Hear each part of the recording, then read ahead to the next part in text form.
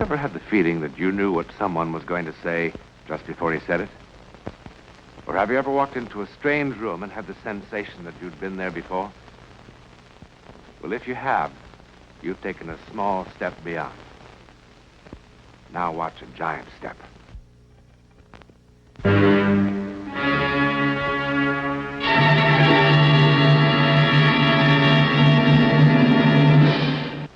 It's a lovely house, isn't it? It used to be one of England's more fashionable country homes. But now, it's closed.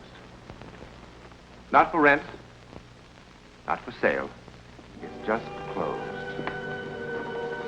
In fact, its American owner simply locked the door and walked away. But locking the door hasn't helped Ellie Pelston one bit. It isn't easy for her to forget what happened here.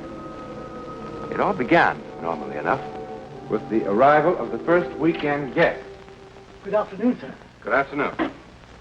Enter Donald Ainsley Stewart, career man with the United States Foreign Service. Donald, you darling. You did manage to make it. Well, I was told that anyone that passed up a chance to spend a weekend with Ellie Pelston was a fool. You're a dear boy. I knew you'd make a perfect guest the moment I laid eyes on you. Hurry down now. The others will be arriving any moment.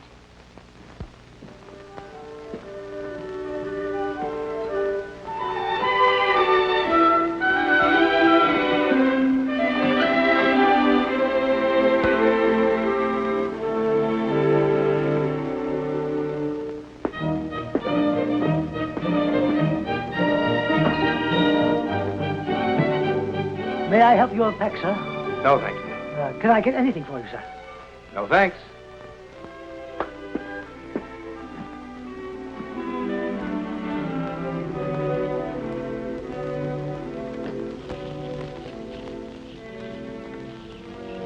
Do you think I'll go on taking this sort of thing from you forever?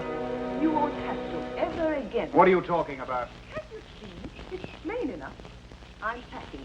I'm leaving you, Carter, for good. But leave For whom? Anyone who can make you feel like a woman. Why, you cheap, rotten... Careful, Carter. You'll have a fit. No. You're not leaving. You're not. You'll never make a fool of me again. Not ever again. Threatening. How ridiculous you are. Why don't you stomp your feet and scream? Why don't you? Carter! Let me go! No! No! No! Help me! Somebody please! Stop it! Stop it! Stop it! Stop what? Stop what, Donald? Ellie!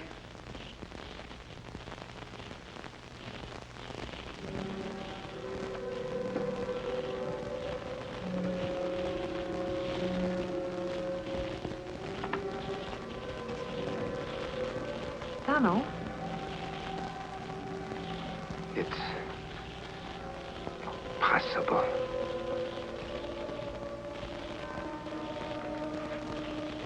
Gone?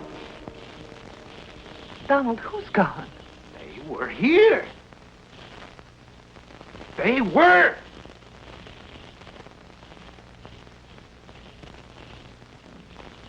They were.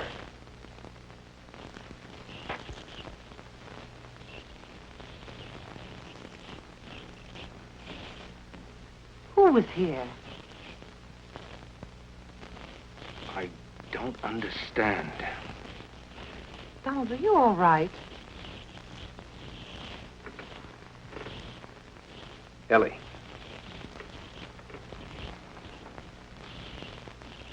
I saw them. A man and a woman.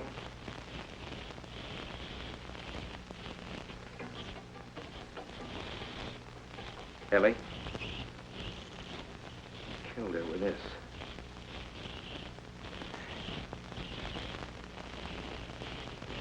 There was a fire in there.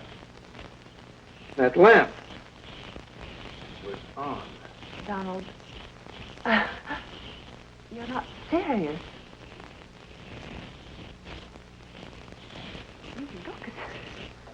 I mean, you really do look as if you'd seen a ghost or something. You'd better have yourself a drink. Come on, I'll fix you one.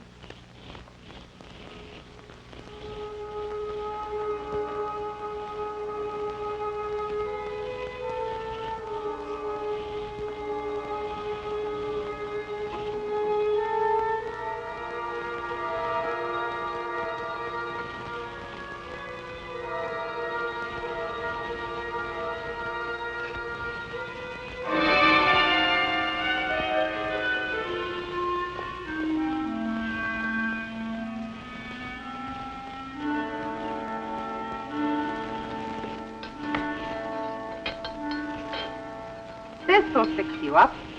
7 different kinds of rum, a dash of bourbon, and all kinds of marvelous things. Well, now, that must be some of the others. Help yourself. I'll be right back, Donald.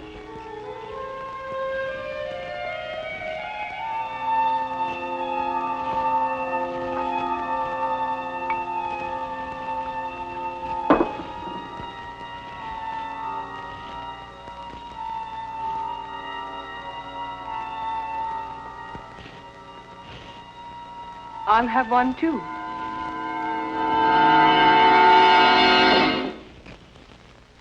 Well, I haven't made an impression like that in weeks.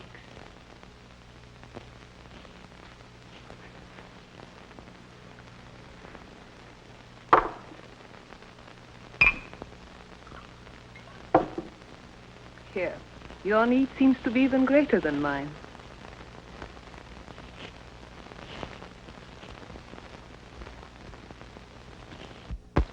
Was the drive down from London terribly exhausting? Oh, it was a bore. It was a terrible bore. I got so tired looking at the back of that chauffeur's head.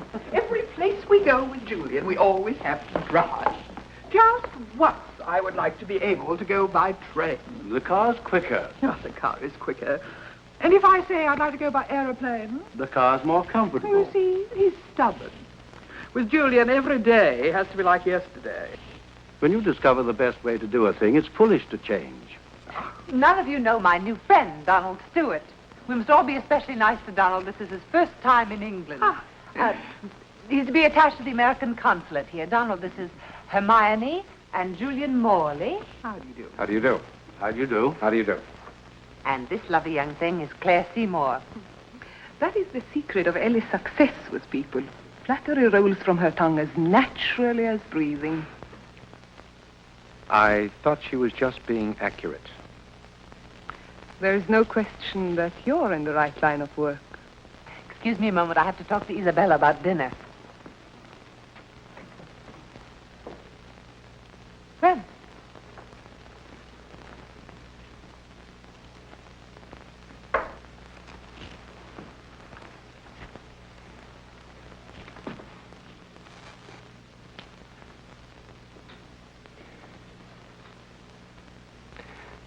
Now, I know what I'm going to say will sound not the way I mean it to sound, but have I met you somewhere before? I'm disappointed in you. After that lovely compliment, I expected something more artful. No, I mean it. Have we met somewhere? If we had, I should hope you wouldn't have to be reminded. Now, please. This is terribly important. Well, Ellie said you'd never been to England before. I just arrived here 2 days ago. Since I've never been to America. Now, you just arrived here, or didn't you? Yes. I mean, just a moment ago, just before I saw you and dropped that glass. Yes, but why is it so important? And what made you look so strange when you first saw me? Because... No, it's too ridiculous. What is, for heaven's sake? No.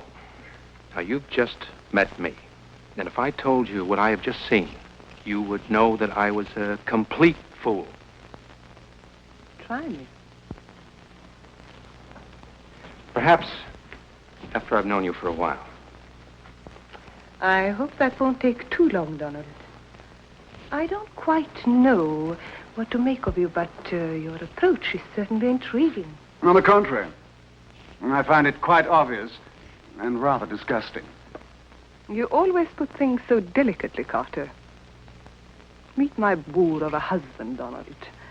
Every time he opens his mouth, some new horror comes out. A natural result of being married to you, my love.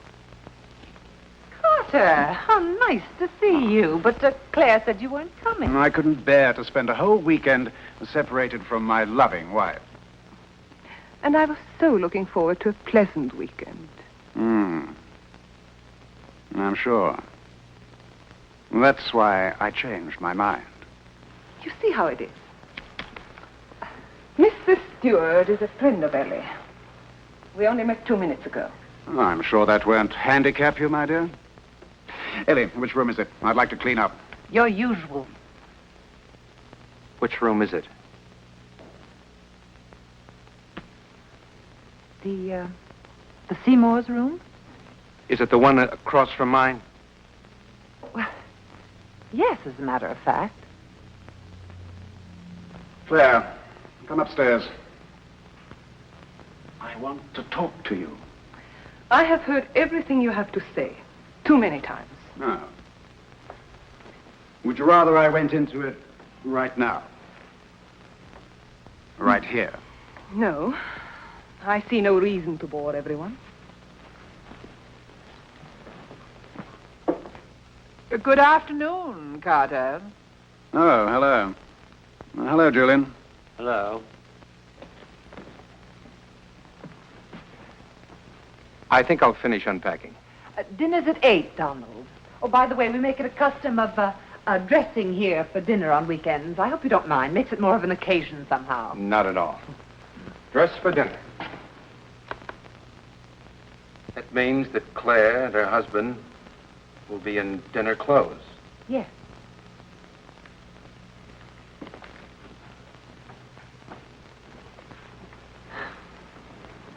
It's a very odd young man you found, Eddie.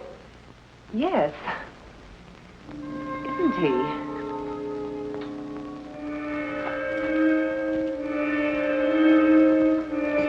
Do you suppose I like making scenes like that?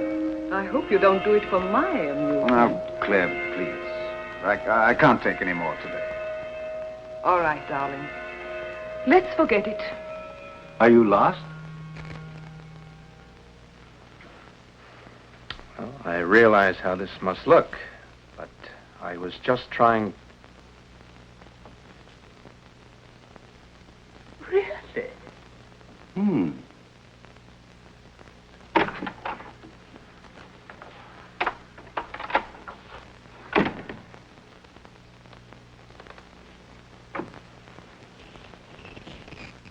And I can't blame you a bit if you've already made up your mind that I've lost mine. Donald, it could have happened to anyone. You don't have to explain anything. Yes, but if you had seen and heard what I did, sure, the easiest thing for me to do would be to leave. But I can't, because I can't help but believe it was a warning. A warning?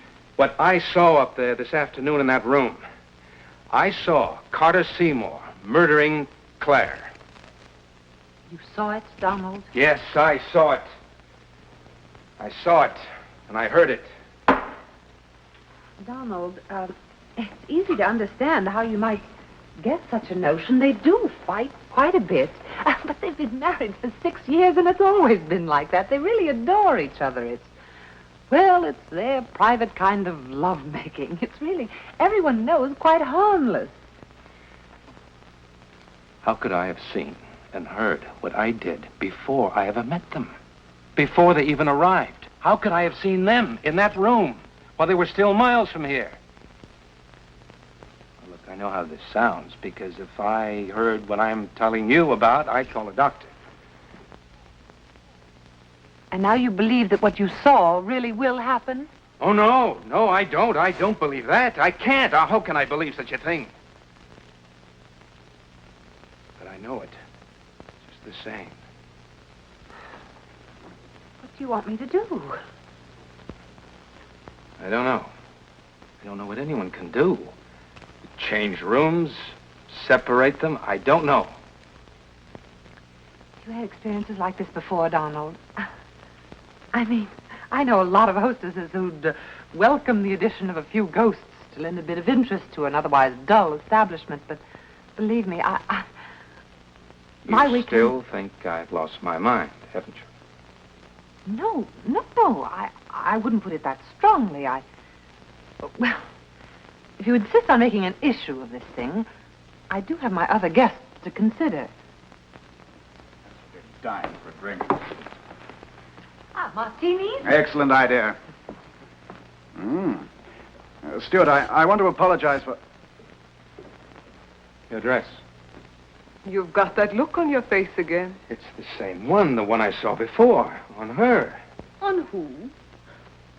Anyway, it better not be. It was sold to me as an original. Well, there, you see. How could I have imagined an original dress? How do I know what you saw just because you convince yourself after the fact? Would someone like to tell me what this is all about? Yes, I'll tell you. No, not in my house, Donald. Ellie, I congratulate you. Your weekends are never dull, but this time you've outdone yourself. When are we to be let in on the mystery? Never, if I can help it. Martini is wonderful. Aren't you drinking?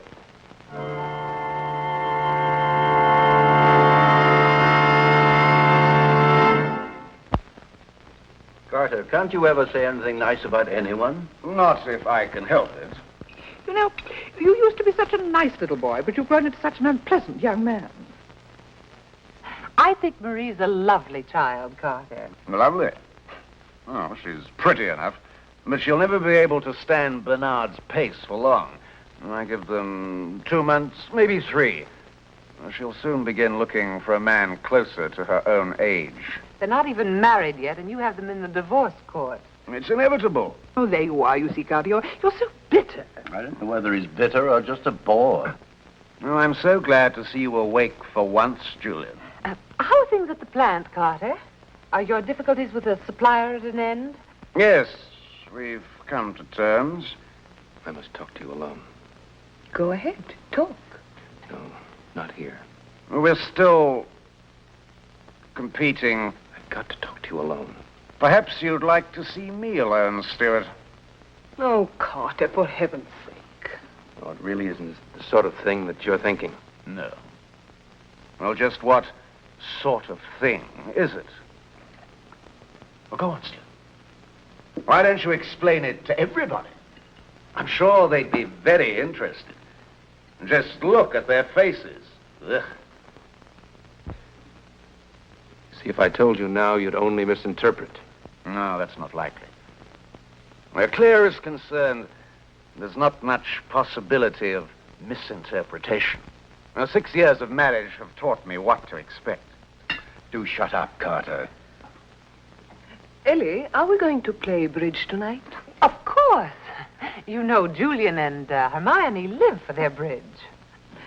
You do play bridge, don't you? Oh, I'm sure he plays all kinds of indoor sports. Carter, please. Do I embarrass you, Claire? I didn't think that was possible. Carter, please, for heaven's sakes, we've all been friends for a long time now. Let's just have a pleasant weekend. Do I embarrass you, Claire? Yes, you embarrass me. Being married to you embarrasses me. Every day. Every night. Oh, I do. Oh, isn't that marvelous? I embarrass you. Look at her, everybody. Isn't she wonderful? She's embarrassed. Embarrassed? A girl who's done everything. Twice.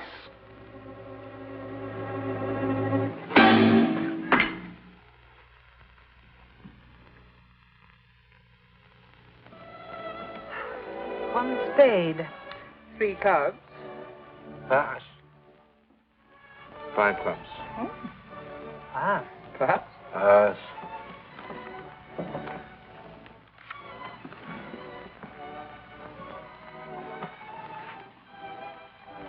You're the dummy.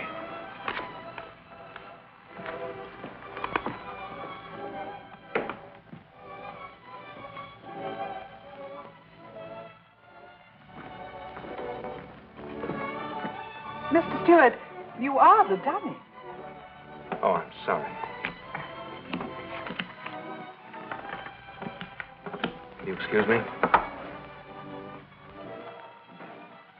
You know, Ellie, he really is a very odd young man.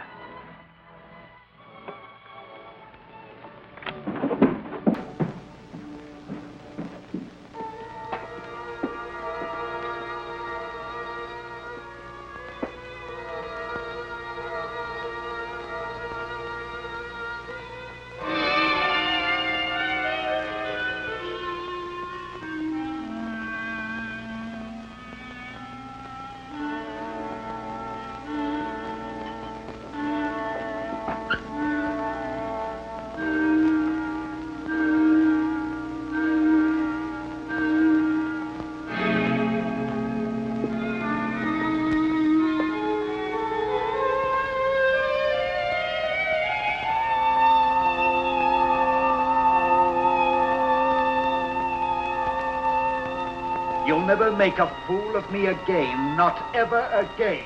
Threatening? How ridiculous you are. Why don't you stomp your feet and scream? Why don't you? Carter! Let me go!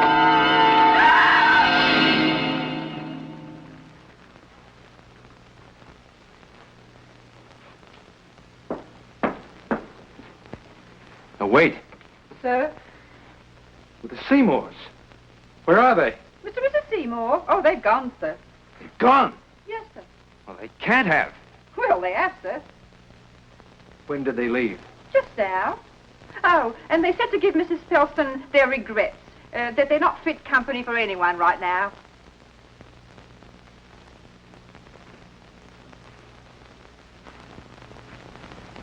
Is there anything I can do for you, sir?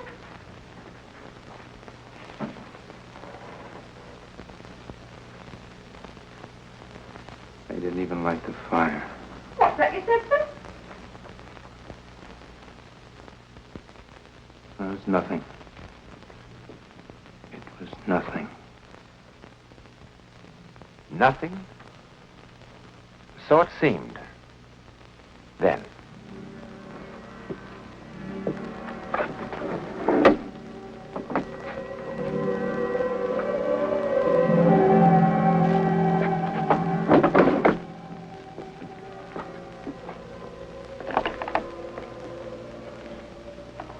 But it was hardly nothing. Call it mental radio, or whatever you like. Donald Stewart's experience was not a simple hallucination. It was an accident in time.